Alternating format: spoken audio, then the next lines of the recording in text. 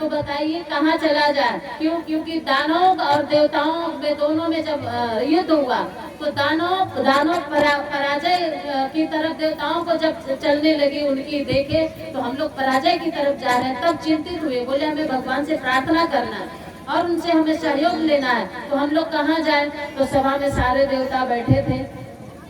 कोई कहा चलिए बैकुंठ धाम चलते हैं, तो कोई कहा कि नहीं चलिए क्षीर सागर चलते हैं। अब दुनिया भर के कोई एड्रेस पता बताने लगे, उसमें आपके बाबा भोलेनाथ भी बैठे थे।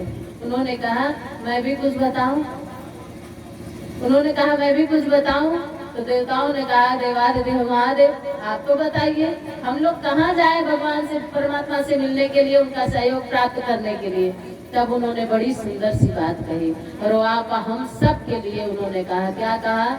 उन्होंने कहा देवताओं कहीं जाने की जरूरत नहीं है, ना कैलाश जाओ, ना काशी जाओ, ना मक्का जाओ, ना मदीना जाओ, ना हरिद्वार जाओ, ना मथुरा जाओ, ना अयोध्या जाओ, ना क्षीर सागर जाओ, ना बैकुंठ जाओ, फिर कहाँ जाओ? बोले वो कहीं स्थान, उसका एक ही स्थान नहीं है, फिर कहाँ है प्रभु? अरे बोले वो तो कटकड़ में समझाता है। फिर उन्होंने बड़ा सुंदर सा चौपाई गोस्वामी तुलसीदास जी ने लिखा है, हरि व्यापक सर्वत्र समाना,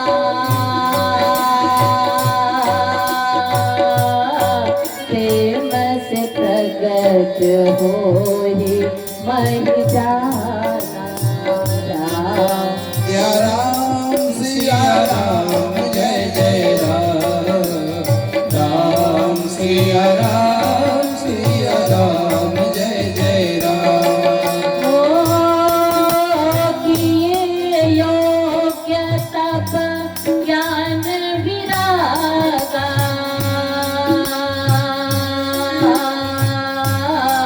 मिलहि न रघुपति बिन अनुरागा।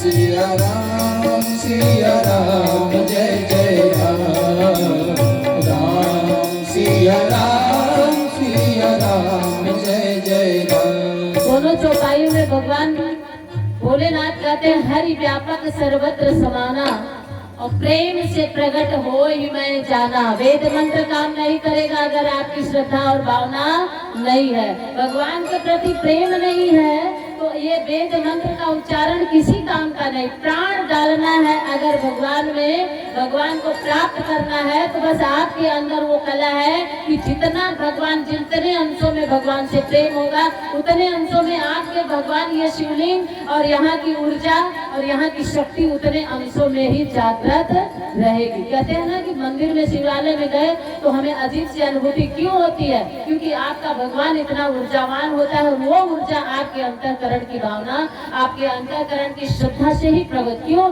क्योंकि गोस्वामी तुलसीदास जी ने सबसे फर्स्ट पेज खोलिए तो उन्होंने दो ही चीज लिखा है, क्या?